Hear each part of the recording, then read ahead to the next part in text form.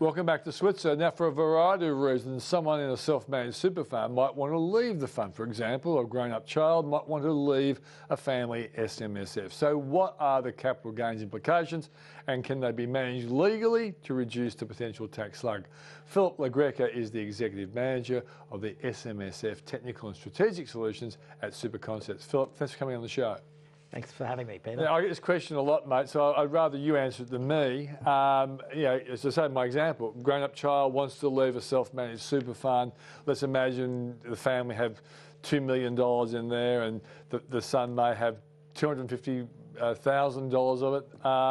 So my question to you is, can you do an in-specie transfer of shares to the value of $250,000 into another SMSF?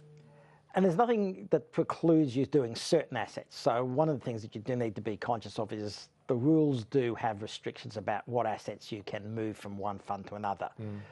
Because the two super funds will actually be related to each other. And so that does put a bit of a restriction on in that regard.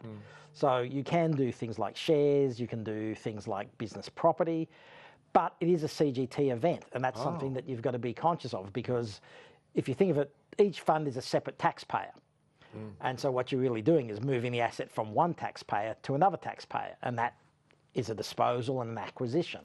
And that will potentially trigger CGT. Yeah, so the more money you've got, the harder it is to actually leave a family self-managed super fund, because the capital gains could be quite extensive, couldn't they? Yes, and I think particularly one of the things that will, and this probably is something that we'll see a little bit more of now that we have our new rules, is because you aren't going to be necessarily able to cherry pick assets in one fund or the other. People are going to have to sort of say, well, if I want to have this pool of money, I have to think about how much cash I keep and how much assets I can liquidate at any given point in time. And it is one of the risks, I guess, about having multiple generations in a fund. So, you know, as you say, you have people who leave. I mean, we see this question come up not just for people leaving. You've got things like divorce. Obviously, death is another one. So this issue of how do I move money out of a fund, an SMSF particularly, is a big question. And people have to sort of take that into account. Yeah, and I'm also thinking to myself that maybe, you know, converting a lot of the assets to cash, where the older and maybe in the tax-free zone, that could actually reduce the overall capital gains tax on the fund, but proportionately the younger person who is in the 15% tax zone or whatever it is for capital gains, they're still going to be slugged, aren't they? Yes, and that's the thing. The fund's tax rate is for the whole fund. So if you've got, you know, two of the people in pension phase and one of them in accumulation, so you're going to have a proportion of capital gain that will be taxable. But ultimately, yes, when that tax bill comes, you deduct it from that member's account.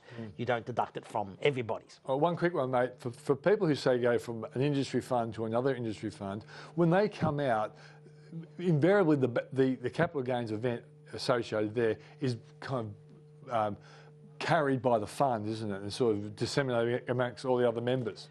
Well, I think the thing there is that what you're dealing with is you're dealing with a fund that basically, and a lot of it depends on structure, but, you know, if you're talking about funds which have, say, pools of money rather than where you pick your assets, those ones, yes, you're getting a situation where there's not actually a real disposal of assets. And industry funds particularly can manage this because of cash flow. You know, if you've got 1 million members all putting in contributions every month, or employees putting in contributions for 1 million people every month, that's going to generate a large amount of cash flow. So when someone leaves, for whatever reason, I don't actually have to sell an asset. Well, Phil, unfortunately, we are out of time. I'll get you back in the not-too-distant future and give you a bit more time. But thanks for coming on the show. It will solve a few of the problems of our viewers who have sent me some questions over the last few weeks. Not a problem, Peter. Thanks, mate. That's the show for the night. Thanks for joining us. Don't forget, Best of Switzer over the weekend. If you missed some of the CEOs this week, it's an entire CEO Best of Switzer.